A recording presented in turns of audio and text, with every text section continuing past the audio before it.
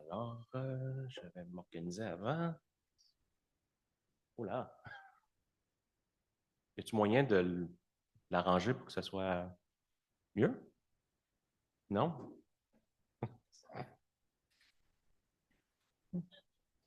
On a un nouveau logiciel hein, pour.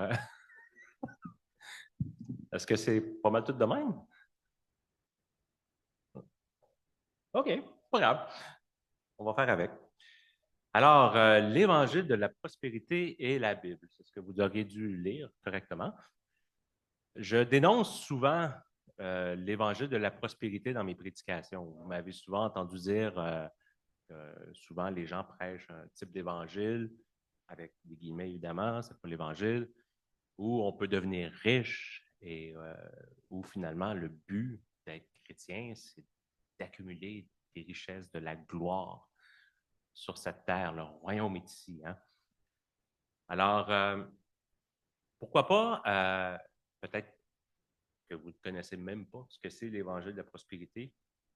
Alors, j'ai décidé de faire 2 messages en un aujourd'hui. Un 2 pour 1. Un premier message, comme si j'étais un prédicateur de l'évangile de la prospérité. J'ai failli aller acheter comme des genres de colliers en or avec une croix, puis une grosse montre en or, puis me mettre tout. Mais enfin, j'ai laissé tomber l'idée. J'aurais trouvé des jouets là, qui émettent ça, mais c'était un petit peu too much. Alors, je ne l'ai pas fait. Le deuxième message, ça va être le même verset biblique que le premier message, mais dans une perspective évangélique, biblique. Comment on prêcherait le même message comme chrétien évangélique.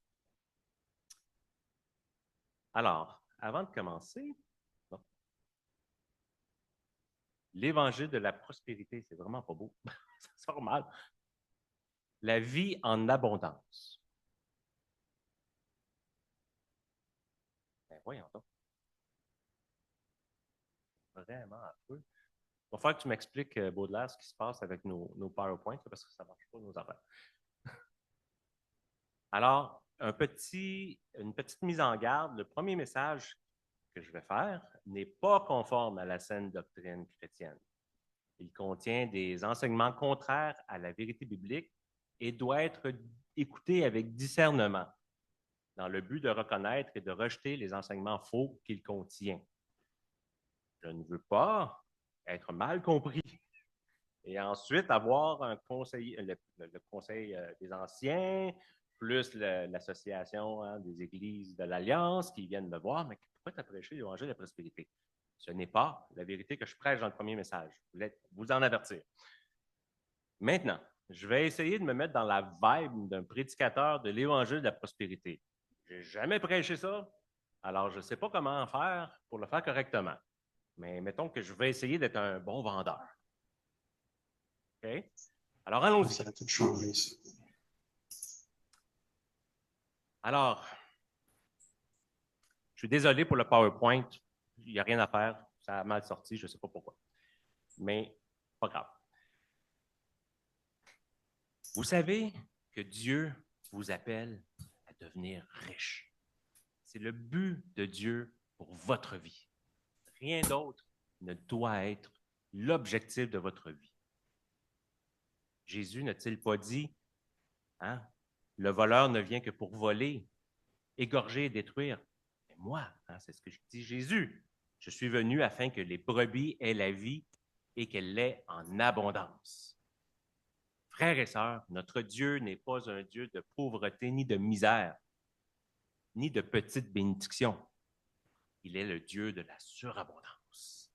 Le Dieu qui multiplie les pains, qui remplit les filets, qui fait déborder votre coupe. Jésus n'est pas venu pour que tu survives, mais pour te voir régner, pour que tu sois dans la gloire. Car il a dit, il est venu pour que ses brebis aient la vie en abondance. Amen! OK. En fait, on caricature, là, il faut s'amuser un peu. Alors, ce matin, je veux te dire, et c'est super important, tu es né pour prospérer. Tu es né pour marcher dans la victoire, pour refléter la gloire de Dieu dès maintenant, ici-bas. La pauvreté et la misère n'ont pas leur place dans le royaume du roi. D'ailleurs, Dieu n'a pas créé Adam pauvre, il l'a mis dans un jardin riche, hein, riche de fleurs, d'arbres fruitiers, d'animaux et de toutes sortes de choses, et d'une femme. Okay. C'était censé être une joke. David l'a dit, l'Éternel est mon berger, je ne manquerai de rien. Hein? N'est-ce pas une belle promesse pour nous? On ne manquera de rien. Tu sais, on sait que Jésus est mort pour tes péchés, pour mes péchés, mais il est aussi mort pour te sauver de la misère humaine. Tel est son plan pour toi. Quand tu es sauvé, tu n'es plus sous la malédiction de la pauvreté. Oh non, frères et sœurs. Tu es un héritier du royaume de Dieu et dans le royaume, il n'y a aucune faillite. Il n'y a pas de crise. D'ailleurs, c'est ce que Agé, un des prophètes de l'Ancien Testament, avait prononcé. L'argent m'appartient, dit le Seigneur. L'or m'appartient, déclare l'Éternel, le Maître de l'univers. Tout l'or, tout l'argent appartient à Dieu. Alors, il nous le donne gratuitement, avec bénédiction. Et d'ailleurs, n'est-ce pas ce que Jean dit à Gaius? Hein? Bien-aimé, je souhaite que tu prospères à tout point de vue et sois en bonne santé. Quelle promesse donne-t-il? Hein? Voilà, je veux que tu prospères, frère Gaius. Je veux que Dieu t'enrichisse.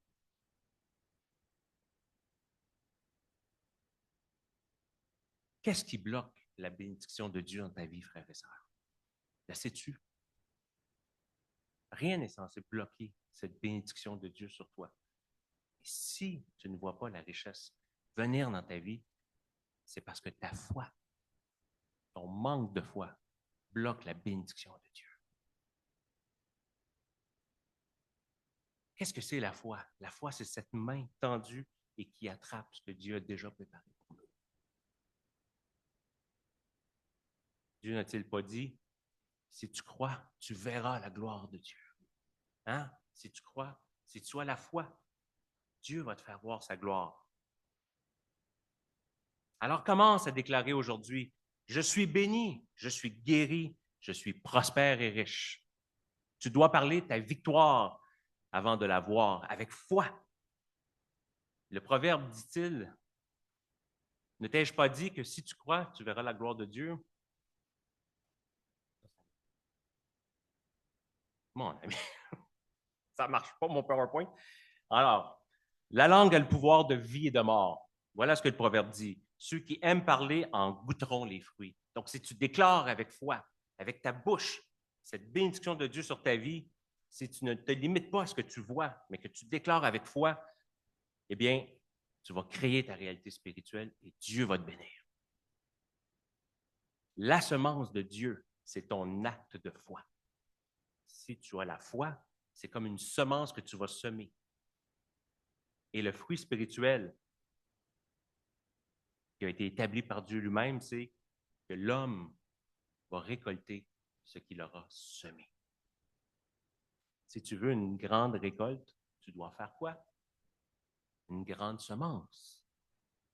Autrement dit, tu dois avoir une grande foi. Personne ne sème un grain dans la terre et s'attend à moissonner un champ entier sans effort. De la même manière, une petite foi qui ne fait rien n'a rien. Mais Dieu veut que tu aies une grande foi, une foi active, une foi qui travaille, qui n'a pas peur d'aller et d'affronter ce monde pour aller obtenir les richesses que Dieu nous doit, qu'il a préparées pour nous, qu'il nous a promis de nous donner. Chaque acte posé dans la foi, toute chose que tu fais dans la foi, devient un grain planté dans le sol du royaume de Dieu. Et Dieu va veiller à accomplir sa parole et à te faire récolter les fruits de ta semence. Dieu a promis d'ouvrir les écluses des cieux. C'est ce qu'il a dit Malachie. Mettez-moi ainsi à l'épreuve, dit l'Éternel, le Maître de l'univers, et vous verrez si je n'ouvre pas pour vous les fenêtres du ciel, si je ne déverse pas sur vous la bénédiction en abondance. C'est clair. Malachie le dit, il y a l'abondance pour nous. Dieu veut déverser les écluses des cieux et faire tomber sa bénédiction sur nous. Aujourd'hui, montre ta foi en posant un acte concret. Sois actif dans ta foi. Sois intentionnel. Crois en la bénédiction de Dieu. Crois que Dieu va te donner cette richesse. N'aie pas peur. Avance sans crainte, parce que Dieu l'a promis. Dieu a promis la bénédiction. Sème pour ton avenir. Sème pour ta guérison. Sème pour que Dieu te prépare ta richesse en ce monde. Et Dieu, qui veut te bénir au-delà de toutes tes espérances, va faire en sorte que tes dettes vont être annulées. Tes affaires prospéreront. Tes enfants réussiront et ta coupe débordera. Qui dit amen à ça? Je pense que je ne suis pas tombé dans mon église. Crois-le, proclame-le, saisis-le aujourd'hui. Misère. C'est une épreuve de prêcher une affaire de même. Mais c'est comme ça, environ, qu'un évangéliste de la prospérité va prêcher. Ça ressemble à ça. Et j'ai entendu des messages comme ça. Il y a même une émission à la télévision de télé-réalité qui s'appelait Los Angeles Preachers, quelque chose comme ça. Et c'était des prédicateurs américains de l'évangile de la prospérité, du mouvement pentecôtiste. Et là, on avait 6 pasteurs et on voyait la misère de leur vie de riches pasteurs. Ils montraient les dessous de leur vie. Et on les voyait là, avec leurs richesses, leurs grosses voitures de luxe, des Ferrari, des maisons gigantesques. Et ces gens-là prêchaient littéralement que Dieu veut nous accorder des richesses. Et ils n'ont aucune honte à montrer, à exposer les richesses. Parce que pour eux, dans leur mentalité, c'est une preuve du succès de Dieu dans leur vie. Dieu les a bénis parce que leur ministère est fécond, parce qu'ils obéissent à Dieu. Dans les milieux chrétiens, disons, ils ne se proclament pas comme étant des chrétiens de l'Évangile de la prospérité. Il y a quand même des influences qui se font voir. Si vous connaissez par exemple Joel Osteen, qui est un prédicateur américain, il ne dit pas prêcher l'Évangile de la prospérité, mais quand on fait 1 plus 1 égale 2, c'est évident que c'est ce qu'on voit. Et l'influence, elle est présente dans les églises évangéliques. Ça descend jusqu'à nous. Avec le nationalisme chrétien que l'on voit aux États-Unis, Kirk, l'homme qui s'est fait tuer, qui s'est fait tirer une balle dans le cou, qui faisait partie de cela, ces gens-là ne disent pas prêcher l'évangile de la prospérité, mais avec le nationalisme chrétien que le royaume de Dieu sur terre, ce sont les États-Unis et le peuple de Dieu, ils s'attendent à ce que Dieu leur accorde des richesses. Alors, il y a une influence qui est là. Et j'en parle souvent dans les prédications parce que c'est là, c'est présent et ça peut nous atteindre. On peut lire des livres qui ont cette influence-là et on ne le sait pas, et on les lit et on ne s'en rend pas compte. Alors maintenant, un message avec le même texte dans Jean 10, 10. L'Évangile selon le bon berger, la vie en abondance. Ah, ça va faire du bien de prêcher quelque chose de vrai. Je voyais des regards en avant, puis il y en a qui avaient l'air sévères. Je pense que s'il y avait eu des roches, il y en a qui me les auraient lancées.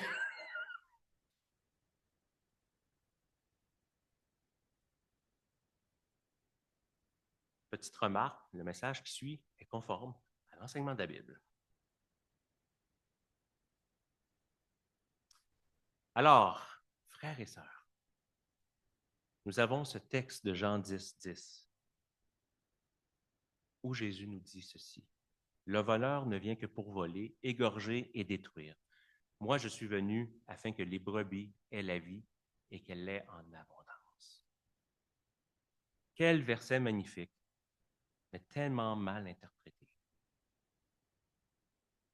Certains disent, « Ah, regarde, Jésus veut que tu sois riche, que tu sois dans le confort et la réussite, que tu aies la vie en abondance. » Mais si on prend le temps de replacer ce verset dans son contexte biblique, on découvre que c'est un message qui n'a rien à voir avec la richesse matérielle et le confort.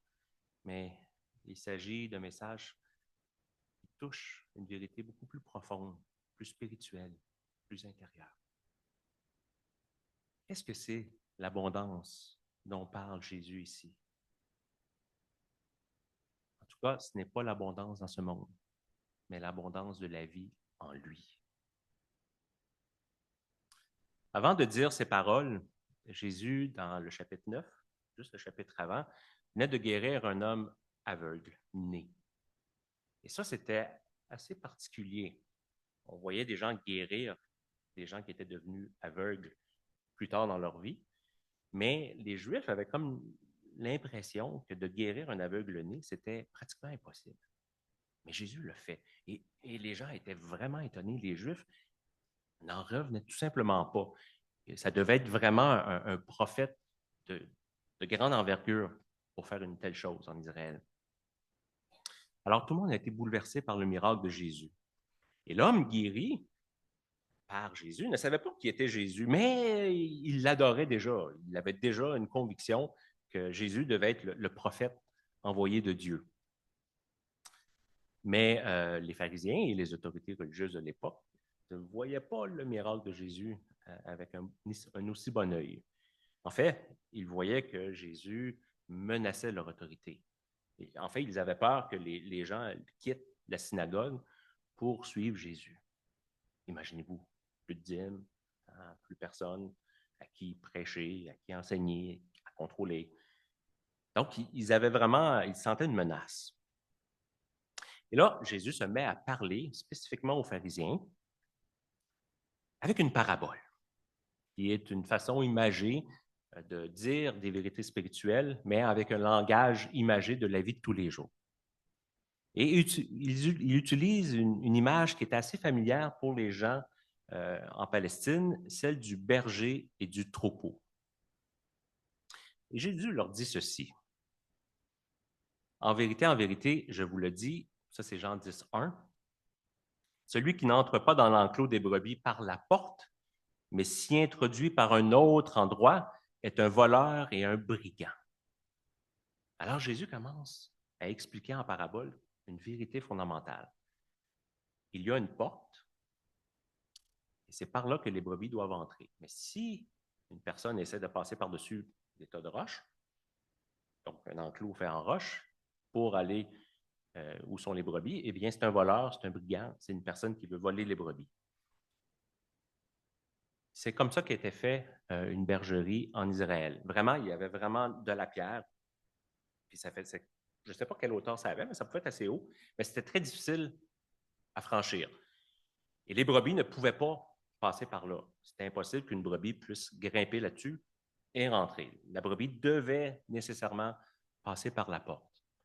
Et à la porte, eh bien, il y avait le berger qui était là et qui accueillait les brebis et qui les laissait rentrer. Jésus, en disant cette parabole, a une image en tête. En fait, il a un passage biblique très précis en tête de l'Ancien Testament dans Ézéchiel 34. Et malheureusement, vous n'allez probablement pas être en mesure de le lire avec moi. Donc, c'est Ézéchiel 34 et je vais lire le verset 2, 3, 4 et 11 pour ceux qui veulent ouvrir leur Bible. Oh, c'est quand même pas si pire, mais il en manque un bout. Alors, je vais lire quelques bouts parce que c'est trop long, mais vous allez comprendre le message dans Ézéchiel. Voici ce que dit le Seigneur l'Éternel. Malheur aux bergers d'Israël qui ne prennent soin que d'eux-mêmes. N'est-ce pas des brebis que les bergers devraient prendre soin?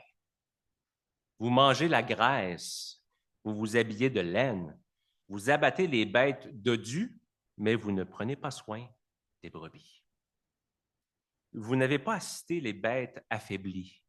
Vous n'avez pas soigné celles qui étaient malades, ni pensé celles qui étaient blessées.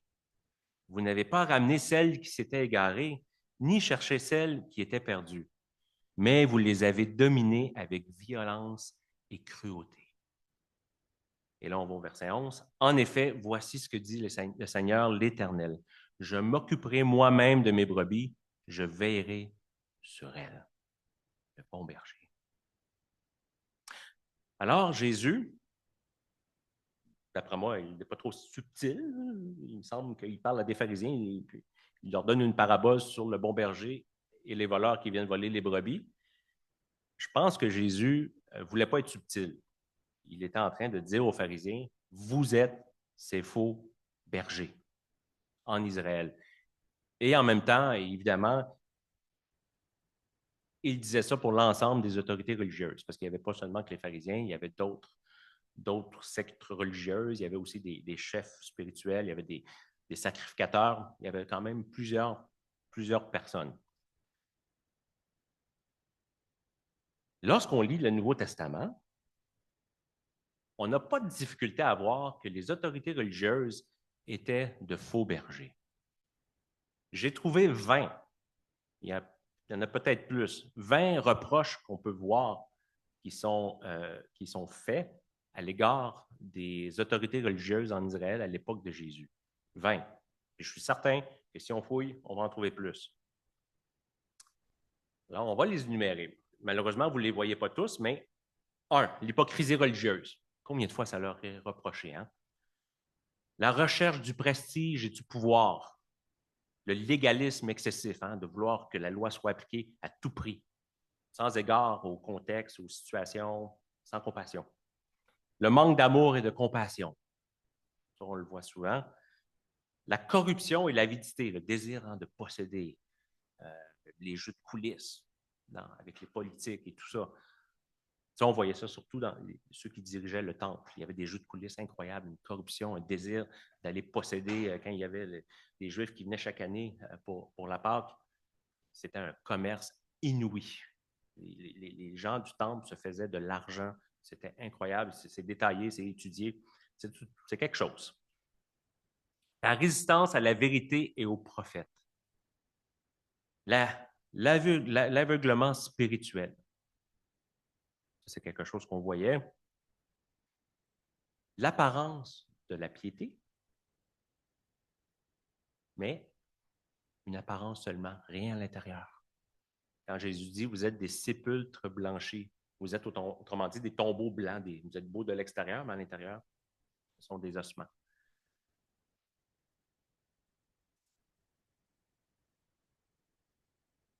Le refus de se repentir. Jésus leur a offert plusieurs fois de se repentir, il refusait. Le désir de tendre des pièges à Jésus, hein? On le voyait souvent, hein? Et que Jésus était bon. Ah, j'aurais aimé ça être comme lui. Ah, il y avait la parole, là, la réplique idéale au bon moment. La religion comme moyen de contrôle. Contrôlait le peuple par la religion. Ils discouraient sur Dieu sans pourtant connaître le Père. Jésus leur dit, vous ne connaissez pas le Père. Vous prétendez le connaître, mais vous ne le connaissez pas.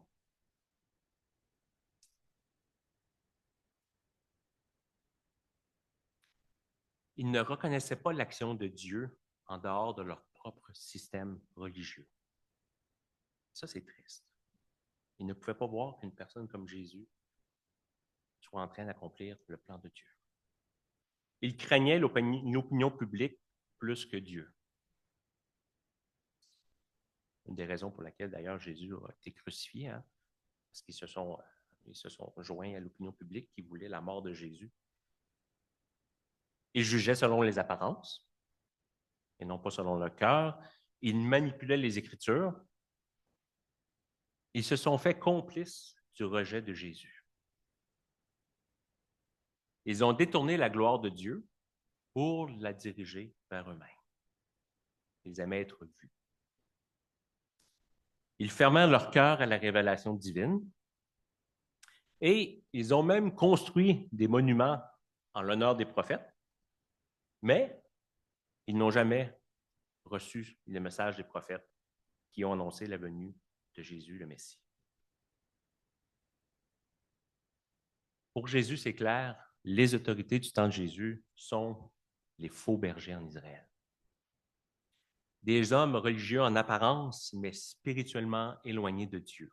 Leur piété extérieure cachait l'orgueil, la recherche du pouvoir et le manque de compassion.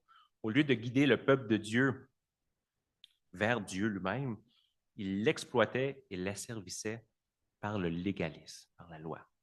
Ils parlaient de Dieu sans le connaître, manipulaient les Écritures à leur avantage et refusaient de se repentir. Leur religion était sans vie, une foi sans amour ni transformation intérieure. Ce sont ces gens-là qui ont littéralement dit à cet homme aveugle-né qui venait d'être guéri par Jésus, qui ont dit toi, tu n'es rien, va-t'en. Ils l'ont littéralement rejeté parce qu'ils voulaient savoir qui était l'homme qui l'avait guéri, parce qu'ils croyaient qu'il était le prophète. C'était tellement grave que les Juifs, les autorités juives, avaient dit aux gens, si vous suivez Jésus, on vous exclut littéralement de la synagogue. Et là, on perd des droits. Là. Les gens excluent de la synagogue. C'est dramatique. C'est littéralement comme si tu étais exclu du social de ta vie, là, de l'époque. Il y avait des conséquences. Alors, les parents de cet enfant aveugle, il était devenu quand même un homme, ils lui ont dit, ben, interrogez-le vous-même, il est assez grand, parce qu'ils avaient peur d'être exclus de la synagogue. Imaginez-vous. Il faut vraiment que le contrôle soit puissant, soit grand, soit fort sur la population.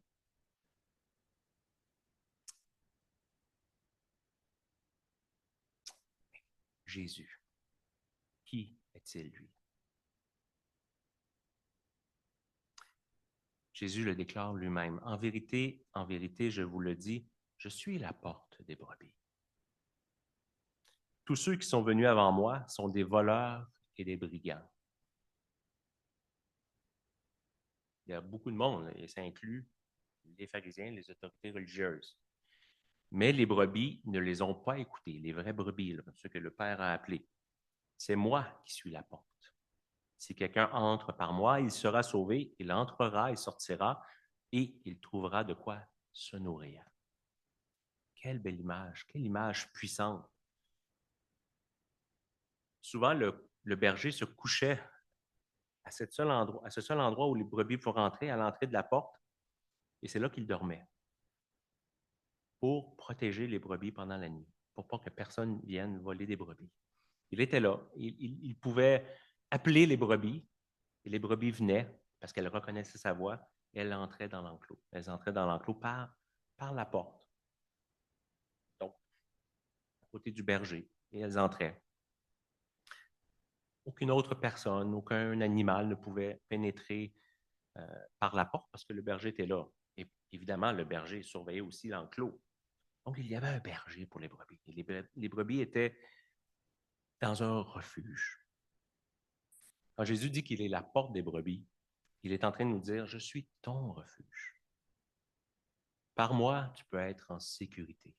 Par moi, tu es sauvé, nourri et protégé. Donc, c'est ici que commence la vraie abondance selon Jésus.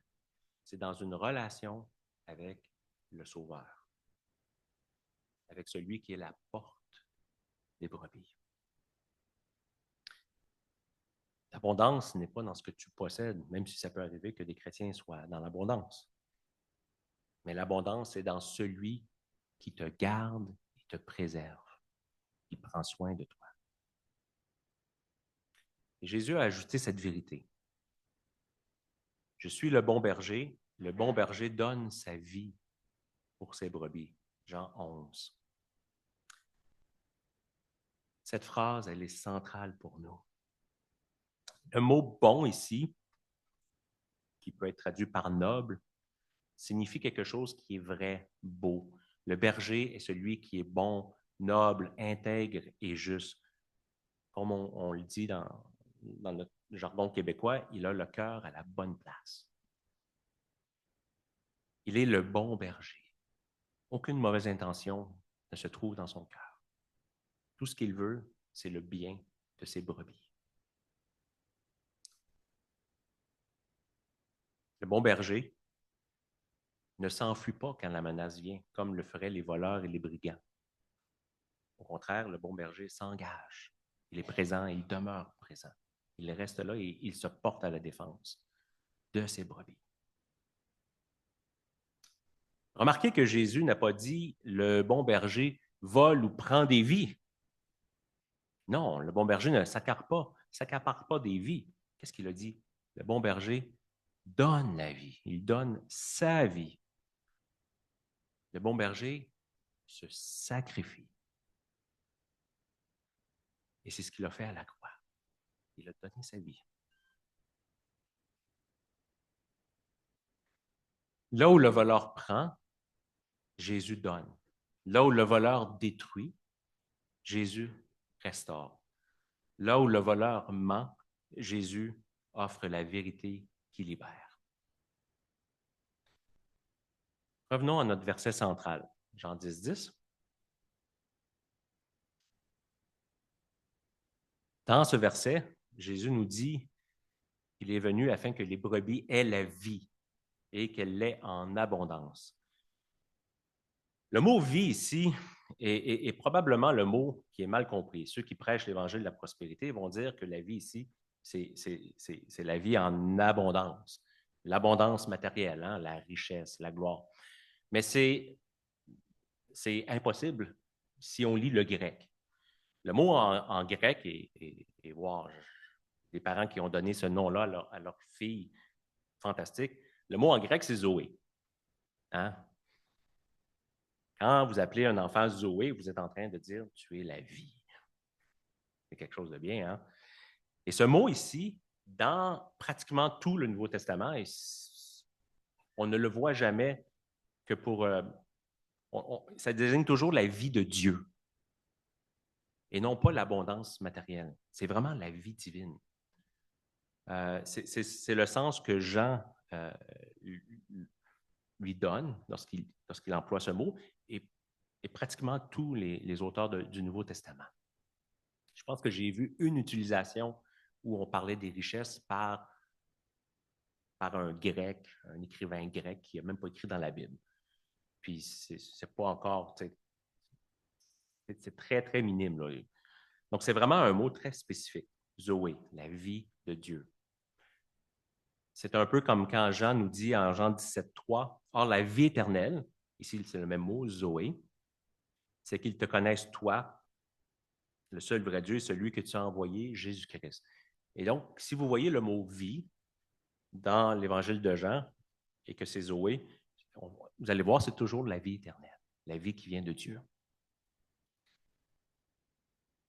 Donc, ce n'est pas l'abondance physique, ce n'est pas l'abondance matérielle, ce n'est pas cette vie-là que le berger donne.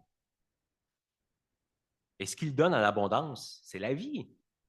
C'est pas rien d'autre. C'est comme ça qu'il faut comprendre le texte. Il donne la vie, il la donne en abondance. Donc, si on comprend le mot vie correctement, c'est certain qu'en abondance, qui était un mot qui pouvait être utilisé pour les richesses matérielles, c'est vrai, mais ici, c'est l'adjectif de l'autre. C'est évident qu'en abondance, c'est la vie. C'est une vie éternelle, sans fin. Il la donne en abondance, sans jamais il nous arrive d'en manquer. L'abondance de cette vie en Christ, qu'est-ce que c'est? Oui, c'est la vie éternelle, premièrement, mais c'est la vie dans la paix, la vie dans la joie de Dieu, malgré la souffrance, malgré la tempête, malgré l'incertitude et le doute. C'est être rempli de Christ même lorsque nous n'avons rien. C'est être vivant même lorsque nous sommes en train de mourir. C'est d'avoir cette certitude que rien ne peut nous séparer de l'amour de Dieu révélé en Jésus-Christ. Voilà ce que c'est la vie en abondance que le bon berger nous donne. À l'époque, les chefs religieux, les pharisiens et les autres faisaient tout pour empêcher les gens du peuple de suivre Jésus. C'était devenu une obsession pour les autorités religieuses. Après 3 ans, ils ont réglé ça. Ils ont magouillé pour que Jésus soit crucifié. Ils menaçaient, ils intimidaient. Ils intimidaient les gens. Ils les menaçaient de les exclure, soit de la synagogue ou de toutes sortes de choses, de privilèges, s'ils croyaient en Jésus. Mais Jésus a réagi à ces menaces, a réagi contre les magouilles de ces faux bergers. Il les a littéralement accusés de voleurs. Il leur a dit, vous êtes les faux bergers d'Israël, qui détournez mon peuple du droit chemin. Non seulement vous n'avez pas la vie en vous, mais vous ne savez pas conduire les gens vers la vraie vie qui est en moi.